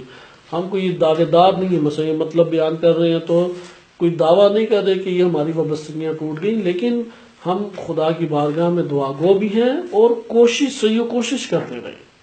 یعنی ایسے خود اپنی زندگی میں مراحل کو وجود دیں کہ جس میں ہم دنیا کے عنوان سے جو ہمیں عطا ہے اس سے کنارہ کش کچھ وقت گزار سکے. مثلا اچھی خوراک سے کچھ وقت کنارہ کش گزار سکے، اچھے آرام سے جس کے ہم ابھی عادی ہیں کہ اپنے کمروں میں سونا، اپنے بستروں پہ سونا، اس سے کنارہ کش آباد کر سکے. اپنے خانوادے سے کنارہ کش، جیسا کہ ہر جگہ پہ اپنے خانوادے کو انسان لے کے چلا جاتا ہے، ہر جگہ لے جانے والی جگہ نہیں ہے. کوئی اپنی زندگی میں وقت گزارے جس میں خانوادے سے جدا طور پہ ہم وقت گزاریں، چونکہ بالآخر قبر میں اپنے خانوادے کے بغیر ہیں. ادھر مرنے سے یہ احساسات ختم نہیں ہو جاتے، وہ قائم دائم ہے. انسان کے احساسات، وابستگیاں مرنے سے ختم نہیں ہوتی، وہ قائم ہے وابستگی، لیکن اب میسر نہیں آ رہا. بالکل اسی طریقے سے کہ اگر کسی انسان کو اس دنیا کے اندر بیوی بچے میسر ہیں اور وہ اس دنیا میں اپنی حیات میں اس سے جدا کر کے رکھ دیا جائے اور نہ انہیں ملنے دیا جائے تو اس کی قلبی کیفیت کیسی ہوگی؟ یہی کیفیت مرتے ہوئے اس کے اوپر طاری ہو جائے گی، کیونکہ بیوی بچے جدا کر دیا گئے. انسان تو وہی انسان ہے، مرنے اور زندہ رہنے سے انسان اندر نہیں تبدیل ہوتا. جو اس نے اندر لیا تھا وہ اسی کے ساتھ رہ جائے گا، لیکن اب ادھر تڑپ رہا ہے. اسے نرم بستر پہ اپنے کمرے میں فقط نیند آتی تھی، لیکن مرنے کے بعد تو وہ نرم بستر اور کمرہ نہیں ہے. اب وہ اس کی روح تڑپ رہی ہے کہ کہاں سے میں لاؤں، کہاں تلاش کروں میں اسے. اسی طریقے سے دیگر اس کی وابستگیاں ہیں. لہذا متقی نہیں اس وقت تک بن سکتا کہ جو قیامت کے اوپر یقین کی کیفیت اختیار نہ کرے. قیامت میں یقین کی کیفیت اختیار کرے گا تو اس کا لازمہ ہے، اس کا نتیجہ ہے کہ دنیا سے وابستگیاں ختم ہوں گی، دنیا کو وہ عارضی جگہ قرار دے گا، دنیا کی رنگینیوں کا شکار نہیں ہوگا، دنیا کے حب کا شکار نہیں ہوگا، دنیا اسے کھینچ کے نہیں لے کے جائے گی. لہذا اگر آخرت کا موضوع مطالعہ نہیں کرے گا، آخرت کے اوپر سنجیدہ نہیں ہوگا، آخرت کے اوپر یقین تک اپنے ایمان اور یقین کی سطح تک اپنی معلومات کو نہیں پہنچائے گا. معلومات سب کو، یہ سب کو پتا ہم نے مر جانا ہے، ان کے نکیر آئیں گے، اقرار ہم نے کیا ہے، حشر نشر ہوگا، اقرار ہم نے کیا ہے، حساب کتاب ہے، اقرار ہم نے کیا، جنت جہنم ہے، سب چیزوں کا اقرار ہے، پل صراط ہے، سب چیزوں کا اقرار ہے. لیکن کیا یہ اقرار ایمان کی اور یقین کی کیفیت تک مجھے پہنچا گیا؟ یہی آفات میں سے ایک بڑی آفت اس ٹائم بھی امت اسلامیہ میں موجود ہے کہ وہ یقین کیے ہوئے ہے اپنے اندر کہ جیسے آج میں صبح اٹھ گیا ہوں کل بھی میں صبح اسی طرح بیدار ہوں گا. وہ شک کے عالم میں نہیں ہے کہ کل میں صبح اسی طرح بیدار ہوں گا یا نہیں. حالانکہ شک کے عالم میں اسے سونا چاہیے کہ پتہ نہیں صبح اٹھوں یا نہ اٹھوں. وہ یقین کی حالت میں سوتا ہے، وہ یقین کی حالت میں ہوتا ہے کہ میں شام تک ہوں زندہ، اسے شک کے عالم میں ہونا چاہیے میں شام تک زندہ ہوں یا نہیں۔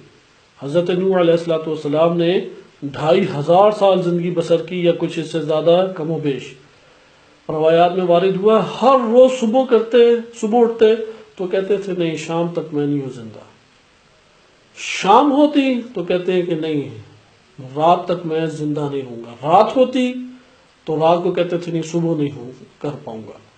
2500 سال اسی کیفیت میں گزار دیے، یعنی انہیں اتنا یقین تھا موت کا، اتنا یقین تھا کہ گویا کہ انتظار موت میں ہے۔ یہی مومنین کی صفت ہے، من المؤمنین رجال، مومنین میں ہیں کچھ مرد ایسے، یہ ہے مردانہ زندگی، یہ ہے شجاعانہ زندگی، یہ ہے بابصیرت زندگی، یعنی انسان جو ہے وہ متقی زندگی بسر کرتا ہے کہ من المؤمنین رجال، جو مرد بن کے رہتا ہے، من المؤمنین رجال عاہدوا ما صدقوا ما عاہدوا علیہ، سچ کر دکھایا وہ جو انہوں نے معاہدہ کیا تھا اللہ کی بارگاہ میں دین سے جو عہد و پیمان باندھا تھا اسے سچ کر دکھایا۔ کیا عہد و پیمان؟ وظائف انجام دیتے رہیں گے، ہر مشکل کو سہ لیں گے، ہر خطرے سے جا کے گلے لگا لیں گے، لیکن اس راہ کو نہیں چھوڑیں گے، راہ دین کو نہیں چھوڑیں گے۔ غربت ہو، افلاس ہو، خطرہ ہو، جان کے اوپر مشکل پیش آ جائے، عزت کے اوپر کوئی حرف آ جائے، دنیا ہاتھ سے جاتی ہے، ہر مشکل کو سہ جائیں گے، لیکن نہیں راہ دین کو ترک کریں گے۔ صدقوا ما عاہدوا اللہ علیہ، سچ کر دکھایا کہ جو عہد و پیمان باندھا تھا۔ فمنہم من قضی نحبہ، بعض ان میں سے تھے جو اسی عہد و پیمان پہ ڈٹے رہے یہاں تک کہ موت سے انہوں نے گلے لگا لی اور شہادت کی سعادت مند زندگی بسر کر کے اپنے رب سے لقاء الہی کی منزل پر فائز ہوئے۔ وَمِنْهُمْ مَن يَنْتَظِرُ، بعض انتظار موت میں ہیں، فرار موت اور انتظار موت۔ جب قیامت کا یقین نہیں ہوتا یعنی متقی نہ ہو تو فرار ہے موت سے۔ قُلْ إِن كُنْتُمْ معذرت قُلْ إِنَّ الْمَوْتَ الَّذِي تَفِرُّونَ مِنْهُ، سورہ جمعہ کی آیت ہے، کہہ دیجئے کہ وہ موت جس سے تم فرار کرتے ہو یہ تم سے حتماً و حتماً ملاقات کر کے رہے گی۔ یہ جو موت سے فراری ہے یہ فرار نہیں کر سکتا، لیکن ادھر صفت کیا رجال کی، مردانہ زندگی کیا ہے؟ مردانہ زندگی میں اور مذکرانہ زندگی میں فرق ہے۔ مذکرانہ زندگی یہ ہوتی ہے کہ بچے پیدا کرتا رہے، تو تمام حیوانات پیدا کر رہے ہیں، یہ مذکر والی زندگی ہے، مرد والی زندگی نہیں ہے۔ مردانہ زندگی یہ ہے کہ وہ موت سے گلے لگانے کا انتظار، وَمِنْهُمْ مَن يَنْتَظِرُ وَمَا بَدَّلُوا تَبْدِيلًا، انہوں نے ایک لحظے کے لیے بھی اپنے عہد و پیمان کو تبدیل ہونے نہیں دیا۔ جیسے یہ آپ نے ملاحظہ کیا، یہ تقوی عبادی ہے، یہ تقوی دینی ہے، یہ تقوی قرآنی ہے۔ تقوی قرآنی وجود میں ہی تب آتا ہے کہ جب موت کا اور قیامت کا، آخرت کا یقین ہو۔ وہ آخرت کے لیے جیتے ہیں، دنیا کے لیے نہیں جیتے، لہذا اپنی دنیا کو انہوں نے قربان کر دیا آخرت کو حاصل کرنے کے لیے، کیونکہ اللہ نے خلقت کا تقاضا بھی یہی رکھا ہے، یعنی جسم کو تم خرچ کر ڈالو روح کے تقاضے پورے کرنے کے لیے، نہ کہ روح کو عذاب میں مبتلا کر دو جسم کے تقاضے پورے کرتے رہو۔ یہی شکوہ قرآن نے کیا ہے کہ بل تؤثرون الحیات الدنیا، تم تو مر مٹے ہو اس حیات دنیا کے اوپر، ساری کی ساری تم نے قربانی اس حیات دنیا کے لیے دے دی، والآخرۃ خیر وابقیٰ، دو حکم بیان کیے۔ رب تعالی خالق مالک ہمارا، وہ اپنے علم کے تحت یہ بات بیان فرما رہے ہیں، ہماری رہنمائی اور ہدایت فرما رہا ہے کہ والآخرۃ خیر، خیر ہے، زیادہ بہتر ہے، وابقیٰ، اور بقا ہے اس میں۔ ان ھذا لفی الصحف الاولی، پہلے والی کتابوں میں بھی یہی بات بیان تھی، صحف ابراہیم و موسیٰ، موسیٰ علیہ السلام کو بھی جو صحیفے دی ان میں بھی یہ ہم نے بات لکھی، ابراہیم علیہ السلام کو جو صحیفے دیے یہ بھی ہم نے بات، یعنی قوموں کو، امتوں کو بار بار یہ بات سمجھائی جا رہی ہے کہ جسموں کو قربان کر دو روحوں کے تقاضے پورے کرنے کے لیے، جسموں کو قربان کر دو روحوں کے تقاضے پورے کرنے کے لیے، لیکن انسان ہے کہ وہ روحوں کو قربان کر رہی ہیں جسموں کے تقاضے پورے کر کے. یعنی جسم کہتا ہے اور آرام کرو، کہ روح کو کہتا ہے ٹھیک ہے تم بھی محروم رہو نماز شب کی برکتوں سے. جسم کہتا ہے کہ کیا نمازوں میں تھکاوٹ میں مبتلا ہونا ہے، روح کو بھی وہ سبق سکھاتا ہے ٹھیک ہے جہنم میں تھوڑی اور دیر تر کے نماز کر کے تھوڑی اور دیر تم بھی اور عذاب کو شکار ہو جاؤ. لہذا آپ نے ملاحظہ کیا کہ اسی لیے امام علی علیہ السلام نہج البلاغہ میں فرماتے ہیں کہ اپنے جسموں کو اپنی روحوں پر قربان کر دو، جسموں کو قربان کرو. یعنی روحوں کو آباد کرنے کے لیے مسلسل جسموں کو تکلیف میں ڈالے رکھو، تھکاوٹ میں، بھوک میں، پیاس میں، مشقت میں، مشکل میں اپنے جسموں کو ڈالے رکھو، روحیں آباد ہوتی رہیں گی. یہ دونوں کبھی بھی جمع نہیں ہو سکتے، جسم کا آرام اور روح کا آرام کبھی بھی قابل جمع نہیں ہے، کبھی بھی قابل جمع نہیں ہے. جسم کی مشقت روح کے آرام کا باعث ہے. لہذا یہ تقوی، اور ہم اس چیز کو اپنے اندر احساس بھی کریں گے کہ ایک دفعہ موت اور قیامت کے اوپر ایقان ہو جائے، کیونکہ قرآن نے یقین کی بات کی ہے، ایمان کے درجے کی فقط بات نہیں کہ ایمان سے اوپر ہے یقین. لہذا آپ اکثر آیات میں دیکھیں گے موقنون کا لفظ آ رہا ہے، یقین اور ایقان کی بات کی ہے کہ تم نے قیامت کی بات آئے تو ایقان کی منزل پہ پہنچاؤ اپنی معلومات کو. خالی معلومات اور اقرار پہ زندگی مت بسر کرو، کیونکہ اقرار کرنے سے تمہارے اندر ایمان کی کیفیت نہیں پیدا ہوگی، اقرار کر لینے سے تمہارے اندر یقین کی کیفیت نہیں پیدا ہوگی. جب ایمان اور یقین کی کیفیت نہیں پیدا تو یہ تصور ہی ذہن سے ہم نکال دیں کہ ایمان اور یقین کے صورت میں جو اعمال اور نتائج صادر ہوتے ہیں انسانی نفس اور جسم سے، وہ بھی ہمارے لیے صادر ہو جائے، کبھی بھی ایسا نہیں ہو سکتا. لہذا یہ ہو ہی اس وقت سکتا ہے کہ جب یقین اور ایقان کی منزل کے اوپر پہنچے، اور ادھر ہم خود محسوس کریں گے واقعاً تقوی ڈھال ہے، وقایا سے ہے. تقوی کہتے ہیں ڈھال کو، تقیہ بھی اسی تقوی سے ہے. یعنی بیرونی طور پہ جب حملہ ہوتا ہے تو وہ جو چیز انسان کو بچاتی ہے، اس بچانے والی چیز کو کیا کہتے ہیں؟ تقوی، وقایا. یعنی انسانی نفس کے اندر ایک طاقت جنم لے لیتی ہے، قبل اس کے کہ وہ چیز انسانی روح سے جا کے دوچار ہو جائے ایک ڈھال آ جاتی ہے اور وہ اس کو بیرونی طور پہ جو حملہ ہوتا ہے اسے دھکیل دیتی ہے، یا اندرونی طور پہ نفس وسوسہ یا خیالات کے ذریعے حملہ کرتا ہے تو دھکیل دیتی ہے. یہ کیفیت کب پیدا ہوگی؟ ہم جانتے ہیں یہ کیفیت مطالعات سے اور دروس سن کے تو نہیں پیدا ہوتی. ہم سب کو کسی حد تک تو تقوی اور تقوی جن خصوصیات، تقوی جن اعمال سے حاصل ہوتا ہے ان اعمال کی نہیں، ہم سب کو یہ کسی نہ کسی حد تک معلومات ہیں، لیکن ہم دیکھتے ہیں کہ ہمارے اندر یہ کیفیت پیدا نہیں ہے. ہمارے اندر غصہ غضب جنم لیتا ہے، وہ سارا کا سارا دین بیڑا غرق کر کے انتقام اندر انسان انجام بھی دے لیتا ہے، برا بھلا بھی کہہ دیتا ہے، قتل و غارت بھی کر بیٹھتا ہے، اپنی بڑائی کا اس کے سامنے اظہار بھی کر بیٹھتا ہے، سب کچھ کر دیا، بیرونی طور پہ ابھی انجام نہیں دیا گرچہ. ہرس جب اندر چڑھتا ہے تو ہرس کی وجہ سے صحیح بڑے بڑے منصوبے نفس فوراً بنا ڈالتا ہے، کہیں تقوی آگے ڈھال نہیں بنتا. بیرونی طور پہ کوئی مشکل پیش آتی ہے، کہیں تقوی ڈھال نہیں بنتا، کیونکہ تقوی کی معلومات نہیں ہے. تقوی کو اختیار تھوڑی کیا ہے، کھانا بنانے کی ریسیپی اسے پتہ لگی ہے، بن تھوڑی گیا کھانا. اسی طریقے سے انسان کے وجود کے اندر تقوی کب ابھرے گا؟ حالت ایمان پیدا کرے. حالت ایمان پیدا نہیں ہوتی، کسی قسم کا تقوی انسان کے وجود میں جنم نہیں لیتا. اس لیے وہ بآسانی نوالا بن جاتا ہے ان بچھائے ہوئے جالوں کا جو شیطان نے اسے گرفتار کرنے کے لیے جال بچھائے ہوئے ہیں. بلکہ اکثر تو پیروں ہوتے ہیں. قرآن نے منع کیا ہے کہ وَلَا تَتَّبِعُوا خُطُوَاتِ الشَّيْطَانِ، کیونکہ یہ تمہارا کھلا دشمن ہے، لیکن یہ تو عادی ہو چکا ہے خطوات شیطان پہ چلنے کا. لہذا جال تو ان کے لیے بچھائے جاتے ہیں جو فرار کر سکے. یہ تو فرار ہی نہیں کر سکتے، اسے کھلا چھوڑ دو یہ خود بخود پیچھے آ جاتا ہے.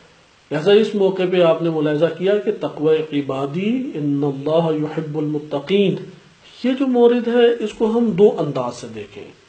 ایک انداز تو آپ نے دیکھ لیا کہ یہ مومنین کے لیے اللہ سبحانہ وتعالی نے بات قرار دیا کہ تم تقوی اختیار کرو. ادھر تو ہماری بحث نہیں، ادھر سوال یہ پیدا ہوتا ہے مشرکین سے جب عہد و پیمان چل رہا ہے تو کون سا تقوی. لیکن میں پھر یہ اپنے نفس کے لیے اور آپ عزیزان کی خدمت میں تاکید کروں کہ قرآن کریم کا جو پیغام تقوی ہے وہ قیامت کے یقین اور ایمان کے بغیر اصلاً ابھر ہی نہیں سکتا، لازم ملزوم ہے، کیونکہ قیامت کا جب ایقان پیدا ہو جاتا ہے تو یہ آ کے دنیا کی رنگینی اور دنیا کی لذت کی حدت کو کم کرے گی۔ نہج البلاغہ میں بھی امام علی علیہ السلام فرماتے ہیں موت کو کثرت سے یاد کرو، کثرت سے موت کو یاد کرو، یہ تمہاری دنیا کی لذتوں کو بے لذتی میں تبدیل کر دے گی۔ ایسا تم دنیا کی کثرت سے موت کو یاد نہیں کرتے، لیتے رہو گے لذت، جتنی لذت لے گا وابستگی بڑھے گی۔ لذت مل رہی ہے، ہر انسان طبعاً ایسا ہی ہے کہ اسے لذت ملتی ہے تو وابستگی پیدا ہوتی ہے، راحت ملتی ہے تو اس سے تعلق اس کا پیدا ہوتا ہے، یہ تو نارمل چیز ہے، یہ نہ ہو تو تعجب آور ہے، لہذا ہو ہی نہیں سکتا ہم لذت بخش چیز یہاں پہ استعمال کریں اور ہمارا اس سے تعلق نہ قائم ہو، حتماً و حتماً اس سے تعلق قائم ہوگا۔ موت ہے کہ اس تعلق کو قلبی طور پہ آ کے توڑتی ہے۔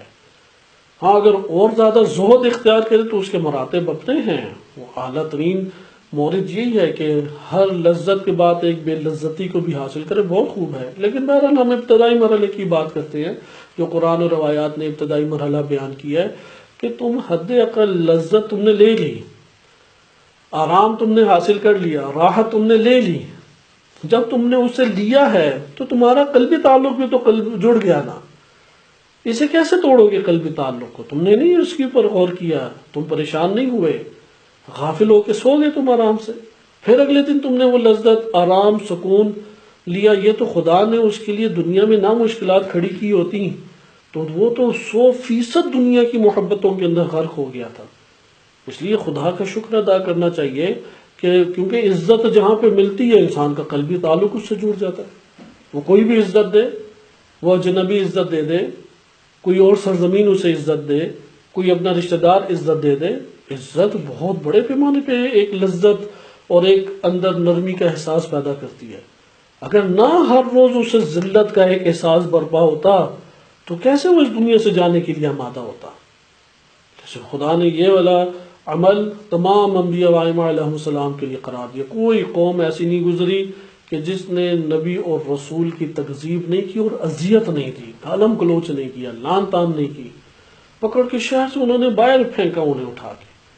جب ان کے لیے اللہ تعالیٰ نے یہ قرار دیا تو یہ کون سا مومن ہے جو یہ سمجھے کہ میں ایمان کی راہوں پہ چلوں اور میرے لیے ایسی کوئی بے عزتی یا تلخی ایجاد نہ ہونی؟ تلخیاں ایجاد ہوں گی اگرچہ ان کی سطح کی نہیں ہیں، چونکہ وہ رسالت کا پیغام پہنچا رہے ہیں، جو بھی اللہ کے دین کو پہنچائے گا اس کا لازم ہے کہ یہ اگلی مصیبت جھیلے گا، حتماً و حتماً یہ مصیبت جھیلے گا۔ نہیں ہو سکتا کہ ایک طرف یبلغون رسالات اللہ، یہ اپنے اللہ کے رسالات کو بھی تبلیغ کرنا چاہ رہا ہے اور پھر کہے کہ نہیں انبیاء علیہ السلام کے اوپر جو مشکلات آئی ہیں وہ بھی میرے اوپر نہ آئیں۔ نہیں ایسا ہو سکتا۔ انبیاء علیہ السلام سے قیمتی جانیں، نفوذ، اعلیٰ ترین باکمال ہمارے اپنے منصوبے نہیں ہیں، اس پیغام کا تقاضا ہے کہ یہ تلخی قبول کرنی ہے۔ بالکل اسی طرح کوئی کہے کہ گرمیوں میں روزے رکھتا ہوں لیکن نہ بھوک لگتی ہے نہ پیاس لگتی ہے، تو اس کا مطلب ہے کہ اس نے سونے سے پہلے کوئی نیند کی گولی کھائی ہے کہ اٹھتا ہی وہ مغرب کے ٹائم ہے، یہ تو روزہ اس کا خاص نہ ہوا۔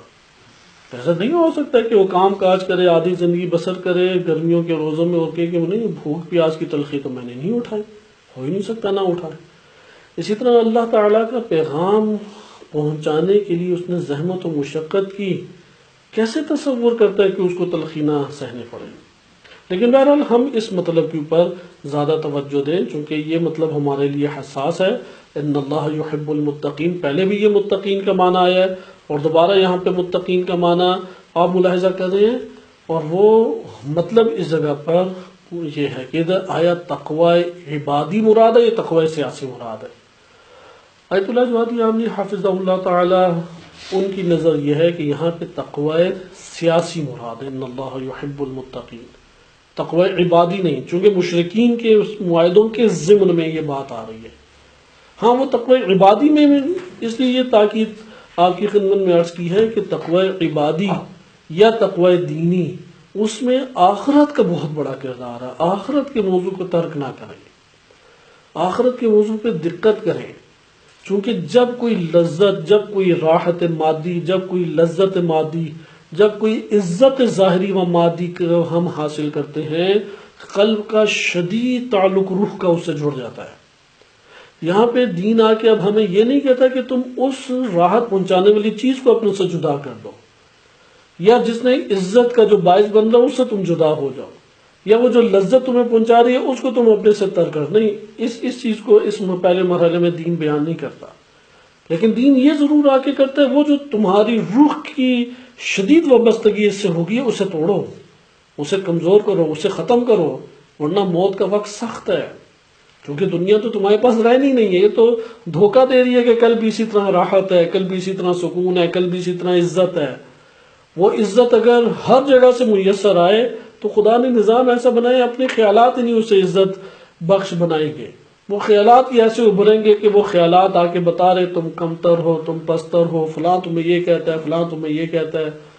لہذا انسان خود ادھر عقل مندی کرے۔ خدا کا تو نظام بنا ہوا ہے، جو خدا کی تربیت کو نہیں پہچانتا اس کائنات کی مصیبتوں سے، تو وہ بھی گمراہ انسان اپنی زندگی میں رہ جاتا ہے۔ چونکہ ہر مصیبت میں اللہ کی حکمت ہے۔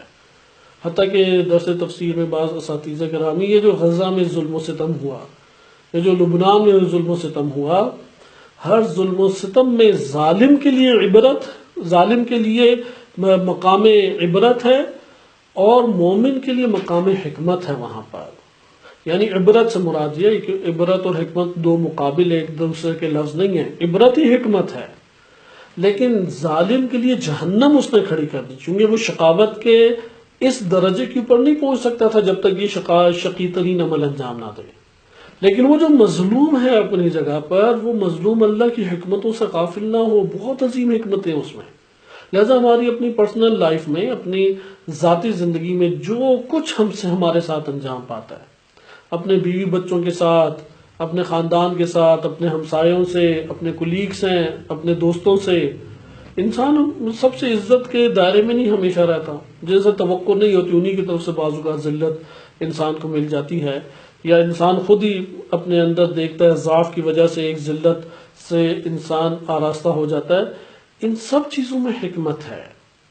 لہذا کسی بھی ناگوار واقعے کی نسبت 100% اپنے خلاف نہ دے، 100%، یہ باطل ایک تفکر ہے۔ ہمیشہ اس کے اندر حکمت کو تلاش کریں، چونکہ اس میں اللہ تعالیٰ کی قبضہ قدرت سے تو وہ باہر نہیں تھی، اور اس میں اللہ تعالیٰ کی حکمت انسان کی تربیت ہے۔ مثلا انسان کی ایک بندے سے بڑی شدید وابستگی تھی، اور وہ اس کے بغیر شاید نہ صحیح طرح جی سکتا بات میں، تو ایسے حوادث پیش آئے کہ اس کی وابستگی ٹوٹ گئی۔ وہ حوادث برپا اسی لیے ہوئے تھے کہ اس کی قلبی وابستگی ٹوٹ جائے۔ مثلا بات سے بڑی اس نے امیدیں لگائی ہوئی تھی، یہ ہو جائے گا، وہ ہو جائے گا، فلاں یہ کر دے گا۔ حوادث پیش ہی اس لیے آئے تاکہ اس کی امیدیں ٹوٹ جائیں۔ یا بعض ہے کہ وہ یہ سمجھتا تھا میں خود کچھ نہیں کما سکتا، خود کچھ نہیں کر سکتا، خود نہیں رہ سکتا، میں خود اپنے قدموں میں نہیں کھڑا ہو سکتا۔ حوادث ایسے پیش آئے، سارا کچھ اسے خود کرنا پڑا۔ مثلا میں تنہائیوں میں نہیں رہ سکتا، اکیلے نہیں رہ سکتا، کیسے میں اتنے بڑے گھر میں تنہا رات کے ٹائم زندگی بسر کروں، فلاں جگہ پہ میں کیسے رہ لوں گا۔ وہ سارے مراحل طے کیے اس نے۔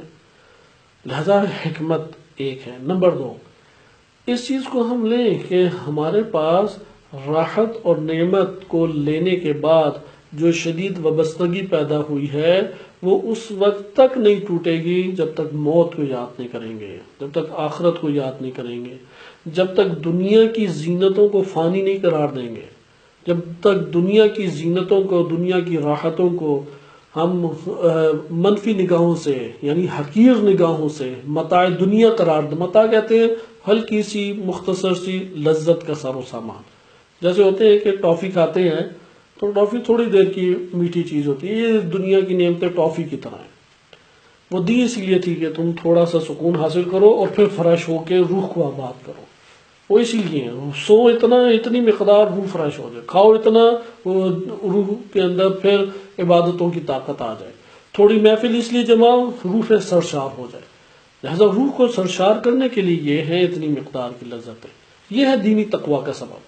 دینی تقویٰ آخرت و یقین کے بغیر پیدا نہیں ہوتا۔ لیکن یہاں پر جو آیت کریمہ ہے وہ تقوی سیاسی کو بیان کر رہی ہیں۔ تقوی سیاسی کیا ہے؟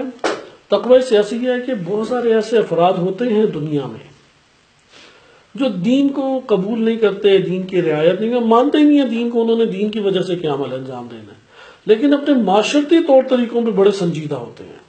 انہوں نے جو معاہدہ کر لیا اسے حتماً انجام دیں گے، انہوں نے جو زبان سے بات کر دی اس کو حتماً و حتماً انجام دیں گے، یعنی اپنے ریاستی یا معاشرتی طور طریقوں کو جو معاشرے کے رسم و رواج ہیں ان کی کاملاً رعایت کرتے ہیں، یا اپنے قبیلے کی خوب رعایت کرتے ہیں، یا صلہ رحمی کی اساس کے اوپر رعایت کرتے ہیں۔ یہ تینوں چیزیں جدا جدا ہو گئی۔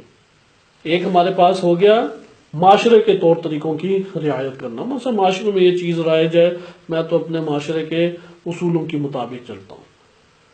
اچھا، نمبر 2، بعض افراد یہ ہوتے ہیں کہ وہ قرابت کے تعلق کی بنیاد پہ ہوتے ہیں، قریبی ہے، میرا قریبی دوست ہے، قریبی جاننے والا ہے، قریبی میرے خاندان کے افراد میں سے ہے، یا دور دراز کا ہے لیکن ہے تو صحیح بہرحال ہمارے قبیلے کا، اس چیز کا احساس کرتے ہیں۔ نمبر 3، وہ خالص صلہ رحمی، یہ جو بہن بھائی اور اس طرح کا خاندانی تعلق ہے اس کی اساس کے اوپر ایک عمل انجام دینا چاہتے ہیں۔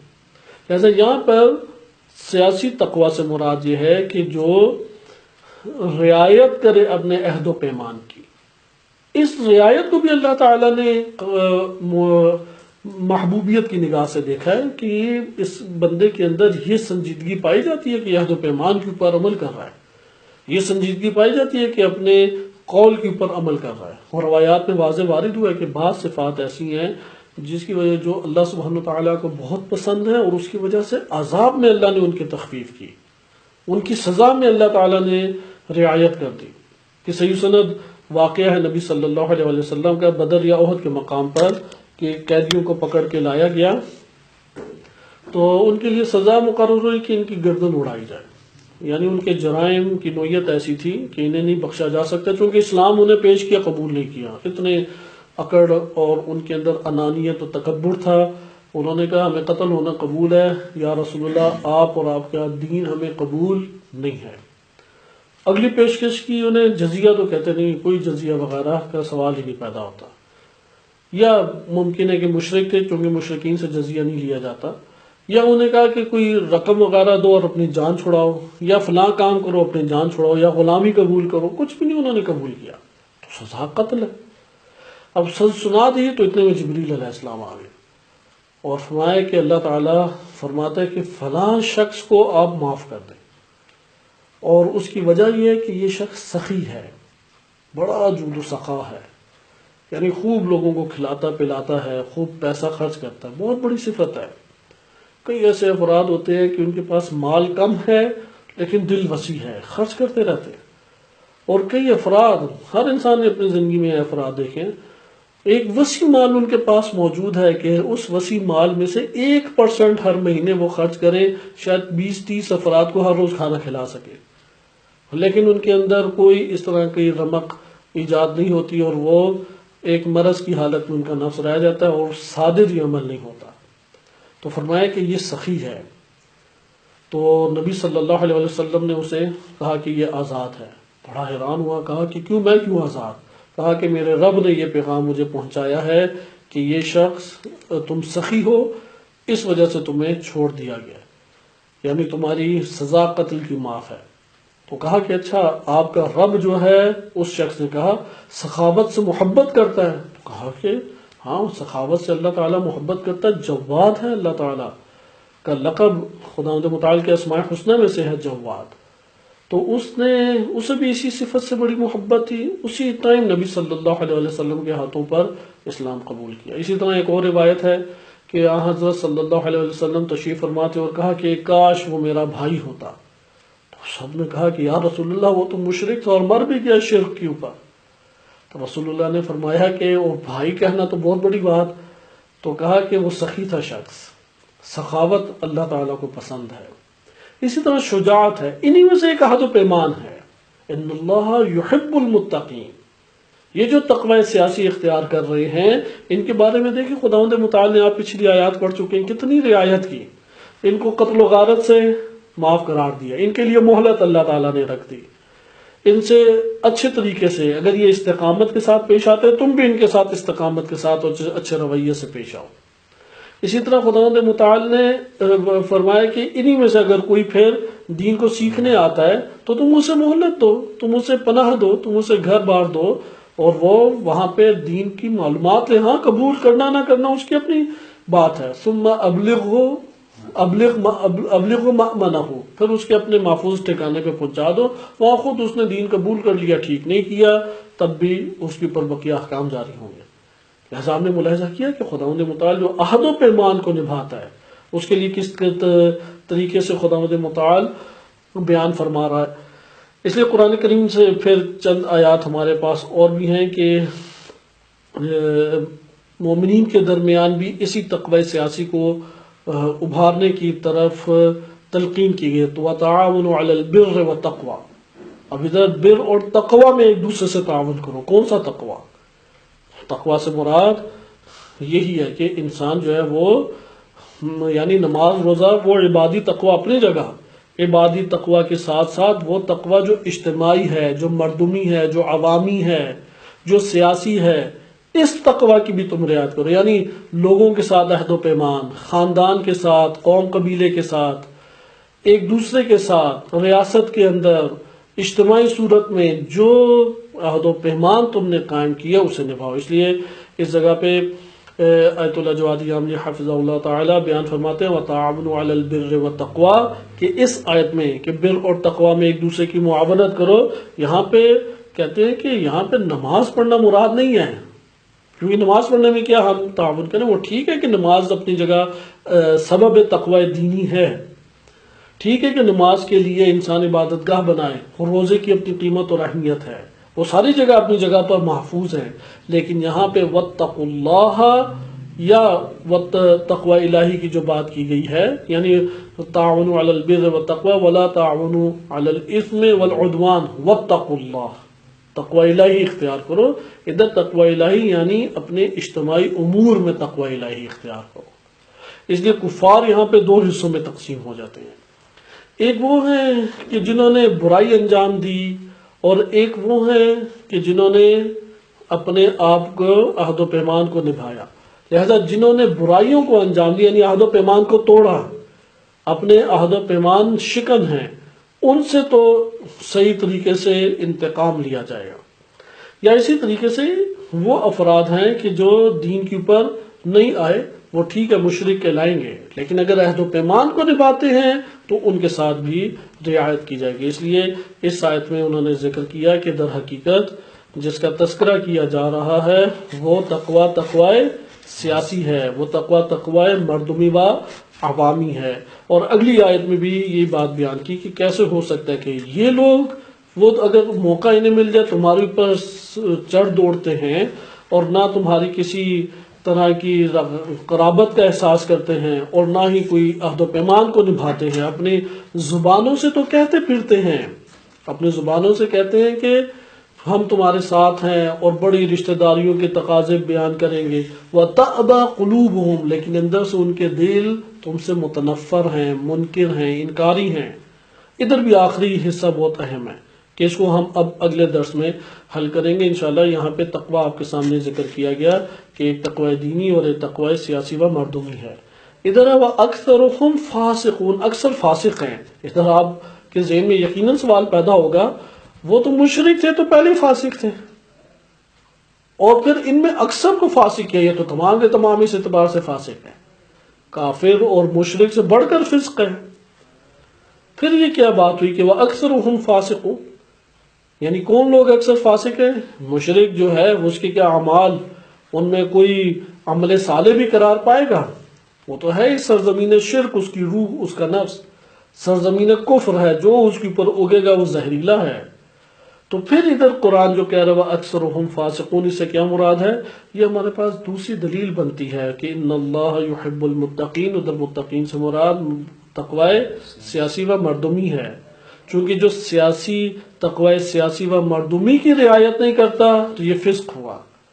تو یہاں پہ قرآن کہہ رہا ہے اکثر مشرکین جو ہیں وہ اہل تقوی سیاسی و اہل تقوی اجتماعی و مردمی نہیں ہے، بلکہ اکثر فاسق ہیں، وَإِلَّا اگر ان کے جنبہ شرک کی جانب سے آپ نے دیکھنا ہے، اگر آپ نے ان کے کفر کی جانب سے دیکھنا ہے، ان کے جنبہ شرک کو آپ نے دیکھنا ہے، تو جنبہ شرک و جانب کفر ہر دو فسق سے بھی بدتر ہیں، وہ تو کاملاً قابل رد ہیں۔ پس یہاں پہ کیا مراد ہوا فاسق سے؟ وہ فاسق دینی نہیں، کیونکہ یہاں پہ تو دیندار ہی نہیں ہے کہ فاسق دینی آپ اسے قرار دیں۔ یہاں پر کون مراد ہے؟ کہ وہ جو اپنے معاشرے کے طور طریقوں کے مطابق بھی جو زبان اس نے دی ہوتی ہے اس کی پاسداری نہیں کرتا۔ صلی اللہ علیہ وسلم۔